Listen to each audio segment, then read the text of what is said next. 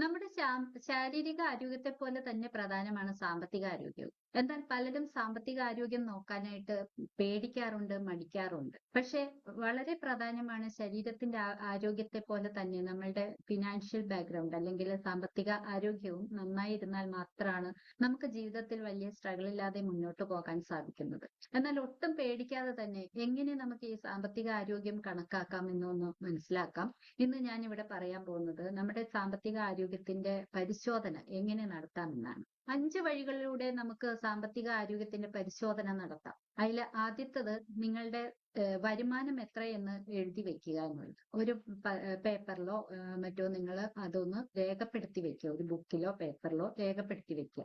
നിങ്ങൾക്ക് പല സ്രോതസ്സുകളിലൂടെ ചിലപ്പോൾ വരുമാനം ഉണ്ടാകും. ചിലപ്പോൾ സാലറി ആയിരിക്കാം, ബിസിനസ് ആയിരിക്കാം, വേറെ ഏതെങ്കിലും രീതിയിലുള്ള ഇൻകം ഉണ്ടാവാം. ഇത് എല്ലാം ഒന്ന് എഴുതി വെക്കും. പരിശോധനയിലെ രണ്ടാമത്തെ കാര്യം നിങ്ങൾ നിങ്ങളുടെ എക്സ്പെൻസിനെ ട്രാക്ക് ചെയ്യുക എന്നുള്ളതാണ്. നിങ്ങൾക്ക് ഓരോ മാസവും വരുന്ന എക്സ്പെൻസുകൾ എന്തൊക്കെയാണെന്നുള്ളത് അതൊന്ന് എഴുതി വെക്കുക. അത് ജനറൽ എക്സ്പെൻസ് ആയിരിക്കാം, അല്ലെങ്കിൽ നമ്മുടെ കുടുംബത്തിലെ കുട്ടികൾക്ക് വേണ്ടിയിട്ടുള്ള എഡ്യൂക്കേഷനൊക്കെ ആയിരിക്കാം.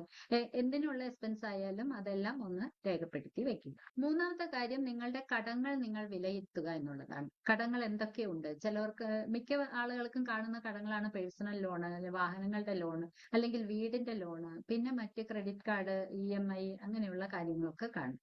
അപ്പൊ ഇതെല്ലാം തന്നെ ഒന്ന് എഴുതി വെക്കാനായിട്ട് ശ്രമിക്കുക. പിന്നീട് നിങ്ങളുടെ സമ്പാദ്യങ്ങൾ എന്തൊക്കെയുണ്ടെന്ന് എഴുതി വെക്കുക. അതായത് നിങ്ങൾക്ക് പല രീതിയിലുള്ള നിക്ഷേപങ്ങൾ ഉണ്ടാകും. ചിട്ടി ഉണ്ടാകാം, അല്ലെങ്കിൽ ഏതെങ്കിലും മ്യൂച്വൽ ഫണ്ടോ അങ്ങനെയുള്ള കാര്യങ്ങൾ ഉണ്ടാവാം, ബാങ്കിൽ FD ഉണ്ടാവാം. ഇതൊക്കെ എത്രയാണ് എന്നുള്ളത് ഒന്ന് എഴുതി വെക്കാനായിട്ട് ശ്രമിക്കുക. ഇനി നിങ്ങളുടെ നെറ്റ് വർത്ത് എത്രയെന്ന് കണക്കാക്കുക. അതായത് നിങ്ങളുടെ ടോട്ടൽ ഇൻകം എടുക്കുക. ഏതൊക്കെ രീതിയിലുള്ള നിക്ഷേപങ്ങൾ ഉണ്ടോ, നിങ്ങൾ എന്തൊക്കെ ഇൻകം വരുന്നുണ്ടോ, സാലറി ആണോ, അങ്ങനെയുള്ള കാര്യങ്ങളെല്ലാം കൂടെ ഒന്ന് നിങ്ങൾക്ക് വരുന്ന വരുമാനങ്ങളെല്ലാം തന്നെ ഒന്ന് ടോട്ടൽ ചെയ്യുക.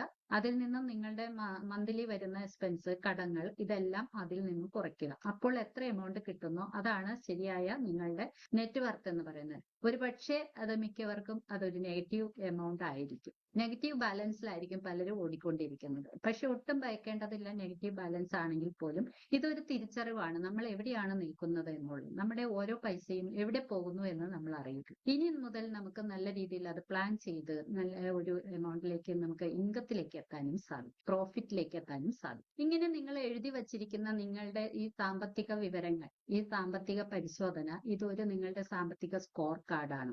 നമുക്ക് സിബിൽ സ്കോർ എന്നൊക്കെ പറയുന്ന പോലെ ഒരു സാമ്പത്തിക സ്കോർ തന്നെയാണ് ഇത്. ഇത് നമ്മൾ ഇടയ്ക്കിടയ്ക്ക് ഒന്ന് റിവ്യൂ ചെയ്യുക. എല്ലാ മാസവും കൃത്യമായിട്ട് ഇത് ചെയ്തു പോവുകയാണെങ്കിൽ പോലും നമുക്ക് എവിടെയാണ് നമ്മുടെ പൈസ പോകുന്നത്, എവിടെ നമുക്ക് നിയന്ത്രിക്കണം എന്നുള്ള ഒരു അറിവ് നമുക്ക് കിട്ടുകയും ചെയ്യും. അപ്പോൾ ഈ ഒരു പരിശോധന നടത്തിയെങ്കിൽ നിങ്ങളെ എല്ലാവരെയും ഞാൻ കൺഗ്രാറ്റ്സ് ചെയ്യുന്നു. നിങ്ങൾ ആദ്യ പടി പൂർത്തിയാക്കിയിരിക്കുന്നു.